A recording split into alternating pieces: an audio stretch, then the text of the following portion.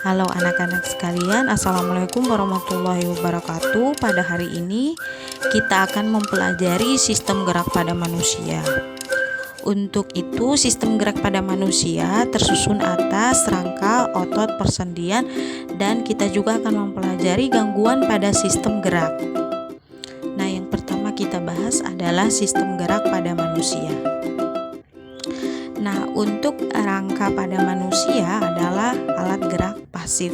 Nah, fungsinya untuk membentuk tubuh dan tempat melekatnya otot-otot rangka pada manusia. Nah, untuk rangka pada manusia tersusun atas tulang belulang.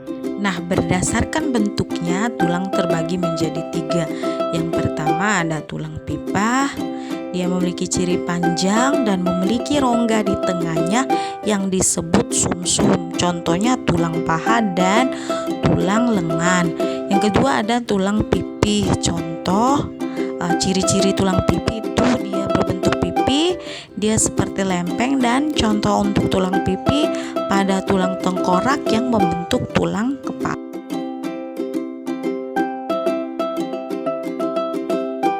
Nah, yang ketiga itu ada tulang pendek. Cirinya dia berbentuk kubus atau tidak beraturan dan pastinya berukurannya pendek. Contohnya ada pada ruas-ruas penyusun tulang belakang. Nah, selanjutnya kita pelajari apa saja tulang-tulang penyusun rangka di tubuh kita. Nah, untuk rangka tubuh kita terdiri atau tersusun atas tulang kepala atau tulang tengkorak. Nah, yang kedua ada rangka badan atau disebut aksial. Yang ketiga ada tulang anggota gerak atau apendikular. Nah, untuk yang pertama kita bahas tulang kepala atau tulang tengkorak atau juga disebut kranium. Nah, ternyata tulang tengkorak kita terbagi atas banyak tulang pipih yang disambungkan oleh persendian. Kita simak apa saja tulang penyusun tulang kepala. Silakan disimak satu persatu ya. Yang pertama ada tulang dahi atau tulang frontal. Yang kedua ada tulang rahang bawah atau mandibula. Nah, selanjutnya ada tulang rahang atas atau maksila. Selanjutnya ada tulang oksipital atau tulang kepala bawah. Yang selanjutnya ada tulang temporal atau tulang pelipis. Nah, tulang kepala juga ada tulang parietal atau tulang kepala belakang. Nah, selanjutnya ada tulang rangka badan. Nah, kita lanjut pada tulang-tulang rangka badan atau aksial.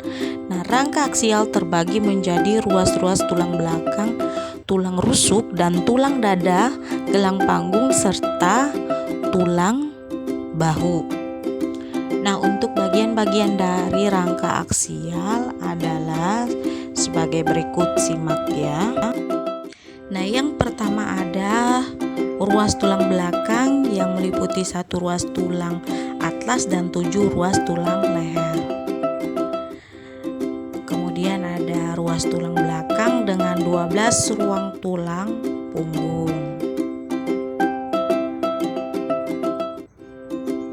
Yang selanjutnya ada ruas tulang belakang dengan 5 ruas tulang pinggang dan 4 ruas tulang ekor.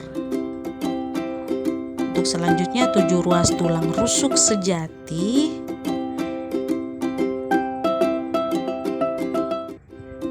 Yang berikutnya ada 3 ruas tulang rusuk palsu.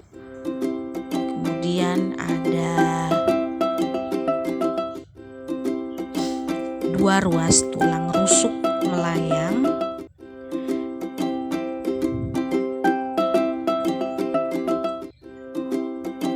Dan tulang dada hulu atau manubrium sterni.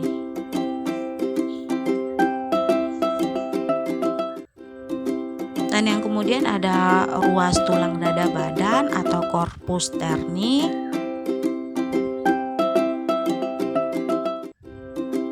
Dan yang berikut ada ruas tulang panggul atau disebut juga pelvis.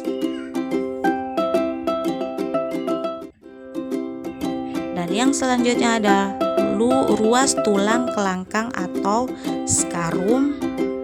Dan yang berikutnya kita masuk pada tulang anggota gerak. Nah, untuk tulang anggota gerak atau disebut dengan apendikular, di sini ada tulang paha atau disebut dengan femur. Nah, ada tulang betis juga atau bisa disebut dengan fibula.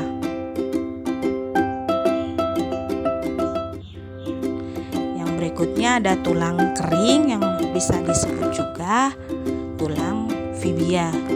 Kemudian pergelangan kaki atau tarsal dan telapak kaki yang disebut juga metatarsal dan tulang jari jemari atau phalanges. Yang berikutnya ada tulang lengan atas atau humerus. Selanjutnya ada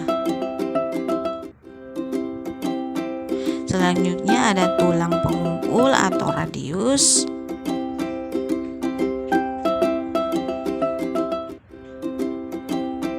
Yang berikutnya kita lihat ada tulang hasta atau disebut juga ulna.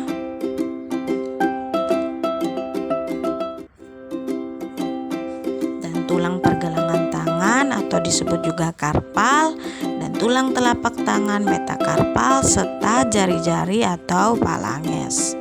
Nah, di sini kita lihat ada sendi atau disebut juga atrosis. Sendi merupakan persambungan antar tulang.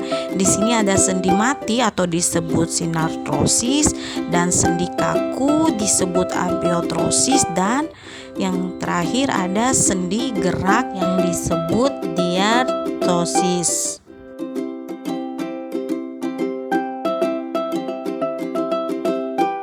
Nah, untuk selanjutnya ada sendi mati atau disebut juga sinartrosis dan sendi kaku atau amfiotrosis. Sendi mati adalah sendi yang tidak bisa digerakkan sama sekali. Di sini sendi mati terbagi atas dua, sinfibrosis dan sinkondrosis.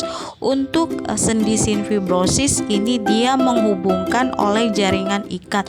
Contohnya persambungan tulang tengkorak. Kemudian untuk sinkondrosis ini dia menghubungkan oleh tulang rawan, contohnya rusuk tulang punggung. Untuk yang berikutnya ada sendi kaku atau apiatrosis. Nah, sendi kaku ini tidak bisa digerakkan tetapi terbatas, contohnya ada tulang rusuk dan tulang dada. Yang ketiga ada sendi gerak atau disebut sebagai diatrosis.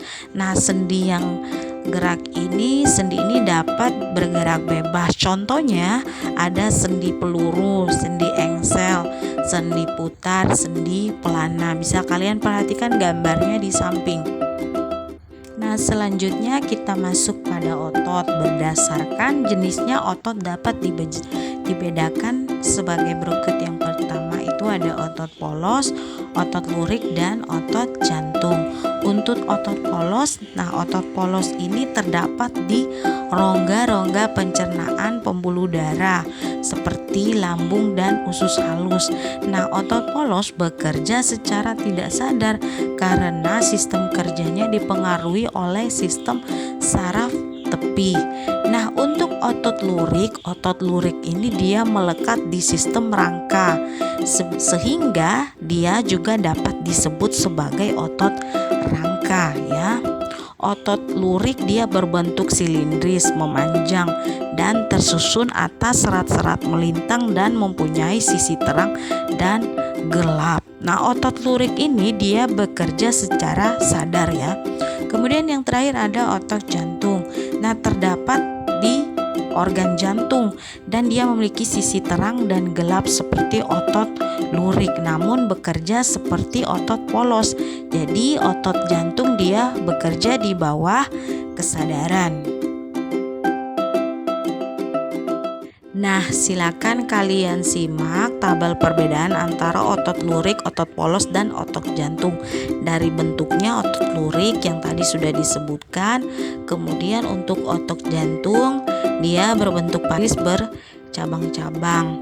Untuk cara kerjanya, otot lurik itu dipengaruhi kesadaran, otot polos tidak dipengaruhi kesadaran, otot jantung tidak dipengaruhi kesadaran. Jadi otot polos dan otot jantung itu cara kerjanya sama.